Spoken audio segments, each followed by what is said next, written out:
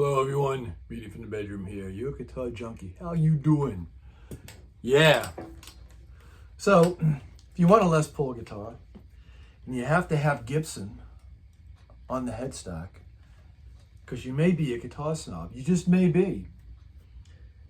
The alternative to spending $2,000, over $2,000, is to either buy a Chibson, like my 59 Greeny Moore copy, or get a studio or a tribute. Yeah, and I have one of each today. My favorite Greeny Moore, yes, I have locking tuners. See where it says replica on the back there? And that's what I was going to put on the headstock. But it came with a Gibson logo on it. And it also had the Les Paul script writing there, which you can kind of see. I took it off with super glue gun. I tried glue gun and it was starting to fade, and then I tried super glue gun and it did the trick. But you could still kind of see the shadow of where it was. And yes, I made the headstock look like it was cracked. I had to do some extensive work on this to make it look more like Greeny, like Gary Moore's. With the scratches and worn out spots and this and that, and then of course on the neck. So the only thing that I did besides locking tuners is I had Supernatural Greeny pickups put in here, hand wound from a guy in Australia that hooked me up.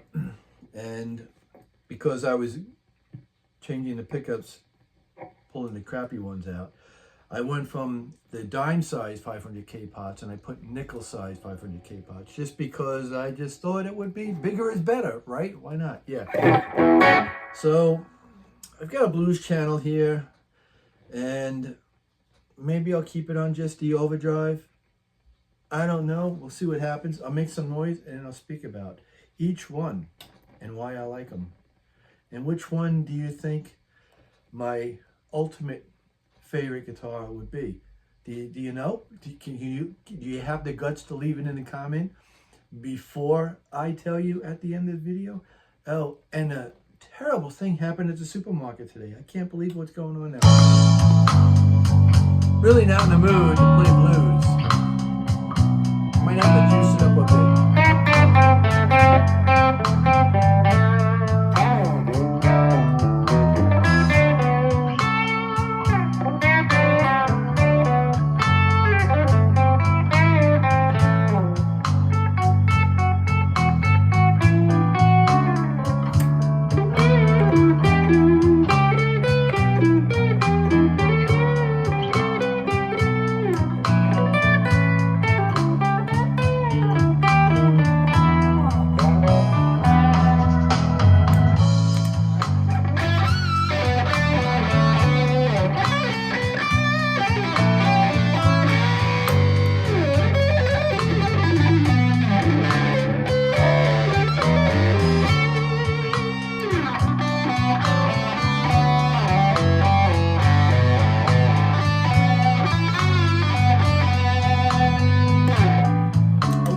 Give you that full range with the outer phase in the middle position.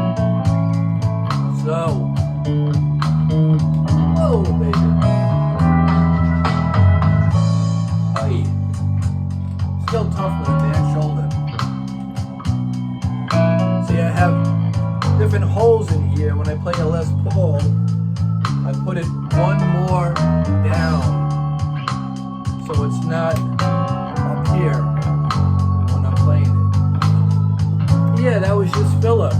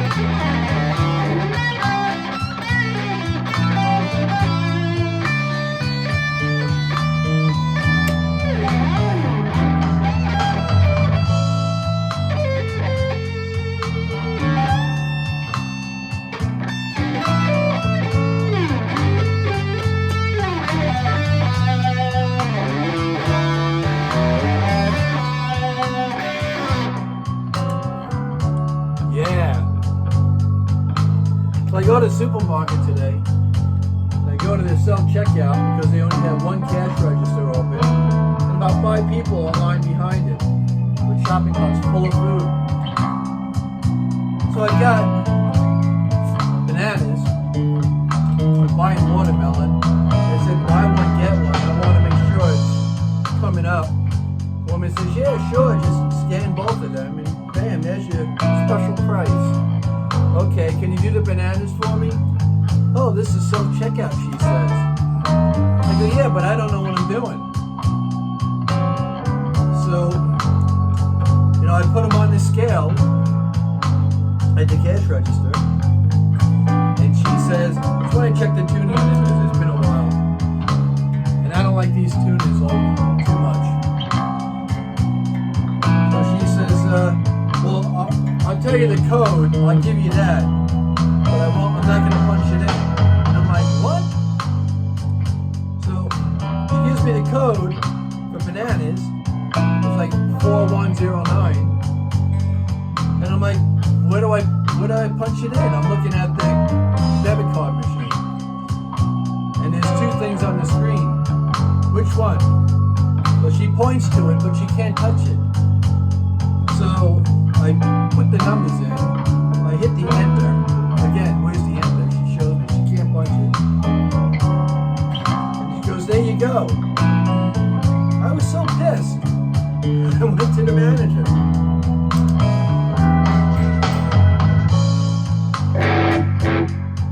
No way.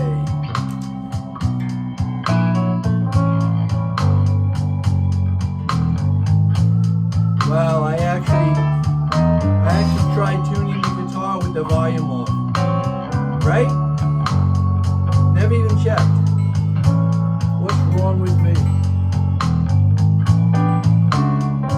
So I messed it up. Just a bit. So I can finish my story now. I go to the manager and I said, hey, self-checkout. The woman couldn't even help me. She just told me what to do. She said she wouldn't even press the buttons for me. I said, I'm not trained on how to use this self-checkout. Says, I haven't been trained. I'm not getting an employee discount for doing your job. I said, and that's not cool. I said, that's some bullshit. Okay, here we go. Well, the volume's up.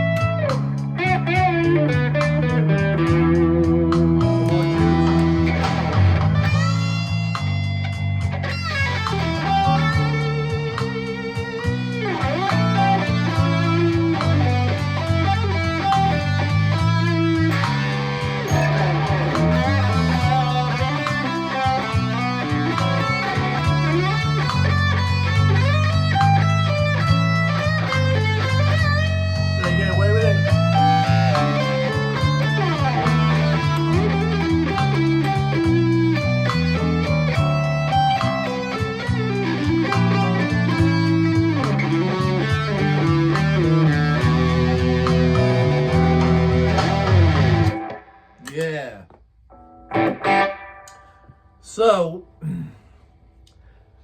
I'm just thinking I should have probably used the Zeus drive on that. I had my Demon FX Andy Timmons clone drive, but, well, that's the Demon, this is the Zeus.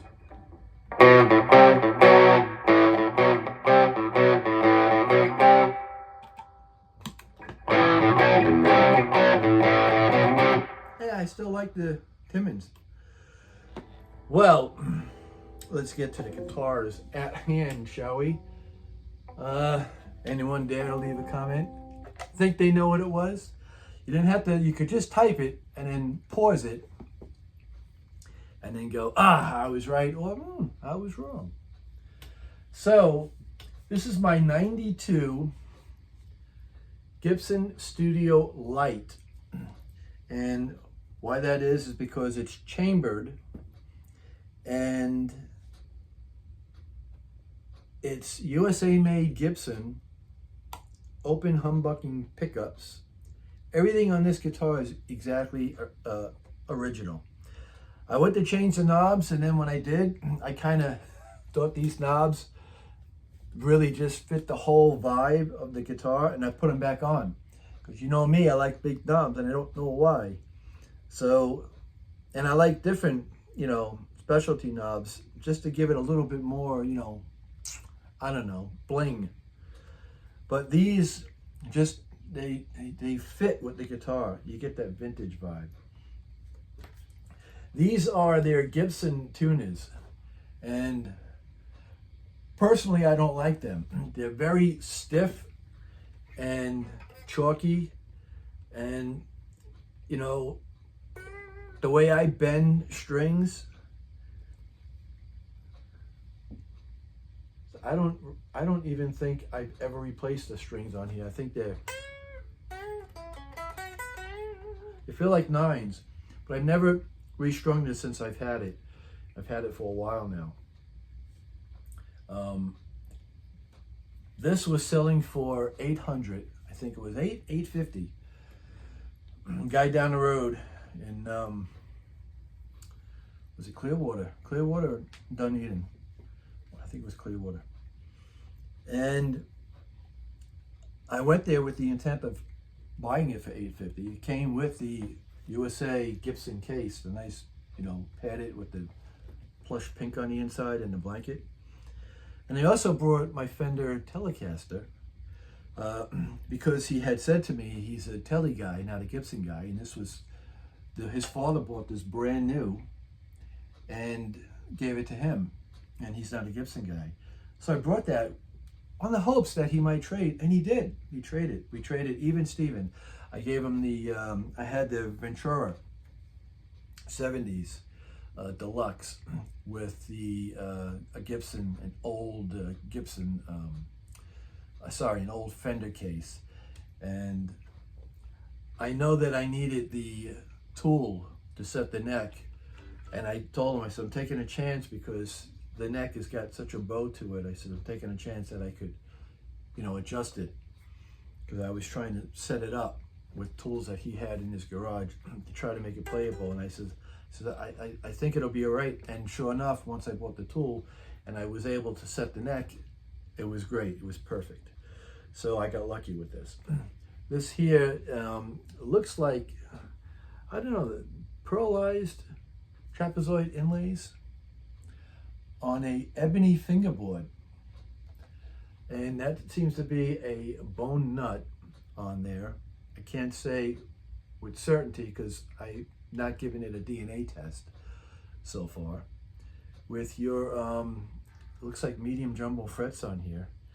And the guitar really was played up here. It never was really played, you know, past the top. So I guess it was just a chordsman for somebody. All the frets are really in good shape.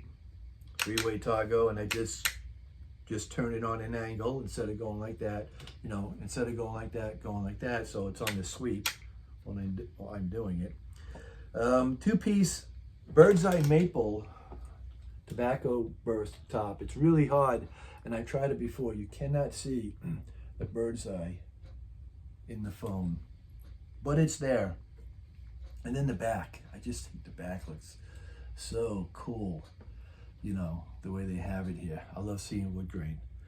And yeah, it's a honey of a guitar. And all I did was set it up. Still, again, original strings. And this thing hangs on the wall. And I grab it. It's got a nice thin 60s profile neck on here. Sweet. So yeah, he was selling this, I believe it was $8 or $8.50 at the time. And they go for about that much on Guitar Center's used gear page. I think that's where he got the price from to base it upon. And I would, you know, if I didn't have one, I would buy one of these all the time. And even though there's a red one like this, and I try to talk myself out of it every time I come across one. I'm like, this is all I need. You know, calm down, hold your horses. So that's one. I started with my Chibson. Let me grab my tribute. So this honey of a guitar, and it happens to be Honey Burst, I think this is, Honey Burst. Satin finish. It's the 1960s tribute. Says it right there. Yeah. Vintage style tuners. But they work good. They stay in tune. You know, again, I like them better than the ones on my 92 Gibson Studio Light. Again, nice wooden back. I had traded my, this is a 2018. I traded my 2016 tribute with the P90s for this, and I gave him a little bit of money because he showed me that Hank showed me at Hank's Guitar Shop in Clearwater, Florida, that I had a crack in the neck by the nut. And he's still trying to sell that guitar on the wall until this day. But I was lucky that, you know, he said, okay, let's do it. And all I had to do was give him the guitar and I think another $100. So I was totally satisfied with that. I didn't like it because of the P90s. I just didn't like the way they sounded. I didn't like I didn't like them. Clean, they sound great, but I'm not a clean guy. I like overdrive, or I like distortion. I like overdrive stacked with gain, I should say, not stay. So, and then once he showed me the crack, I was like, he could have said, give me $200 plus, and I would have taken it, just because, you know, once I saw that crack, and I bought that used from Guitar Center in Clearwater and never noticed it, and they didn't notice it, because I asked my buddy, you know, there, Fred, I said, hey, he said, yeah, I didn't. I said, I didn't see it either. I says, he, you know, a guy older than the both of us points it out. So I traded that guitar for this with $100, and he was selling this, I think, for like $900. So still, I've seen these for about that much for sale, Guitar Center's used gear page, and I see them on Craigslist and Marketplace, Facebook Marketplace.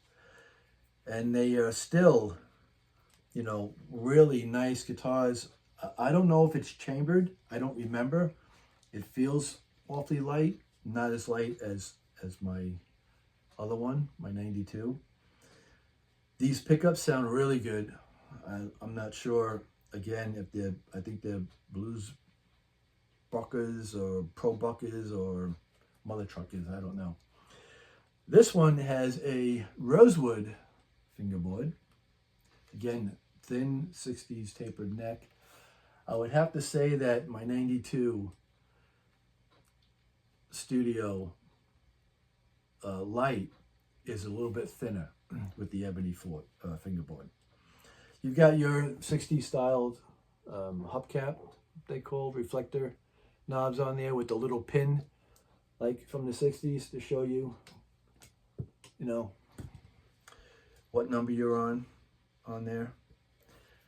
And yeah, this is sweet. The plastic plates on the back, no big deal, but I've never saw it with like a grain to them. So I think that's a little cool. And yeah, it's still got the cream pickguard, or my friends across the pond would say scratch plate, and your pickup rings So along with the poker chip for the three-way Tago and the little knobby cover for the Tago. So along with the vintage tuners, it's got a good look, a good feel, good vibe to it. And really with these three, I'm satisfied completely with having Gibsons. Although I do have a vintage Ace Frehley, and I really would like to have a Gibson Ace Frehley, even if it's a copy. And I almost bought one. I was a day late, $1 short. So, which one do you think is my favorite out of the three? Yeah, this one. And I remember when these came out, you know, my ex-best friend was like bragging, raving about these, how great they are. And back then I was a Strat guy with a Floyd Rose and the whole bit, and didn't give, you know, two about a Gibson. And now I'm like, wow, yeah, these are super nice. And now that I think about it, him and I saw at the piano outlet that I've done security for, and he was also the promoter, him and the keyboardist from Billy Squier band, for bands that will come out and artists. I was in charge of security and their bodyguard. He had a Gibson USA Ace Frehley with the Thunderbolts, and you know, when it came out, and I was like, oh man, I think it was like 2200. This was in the 90s, 97, 98, I think it was. I was like, oh man, 2200 for a guitar. And now I think they're like 10 grand, at least 5 grand plus. So yeah, insane. So that's it. Thanks for watching. Have a good day and a better tomorrow. You think this is gonna work? Adios, amigos.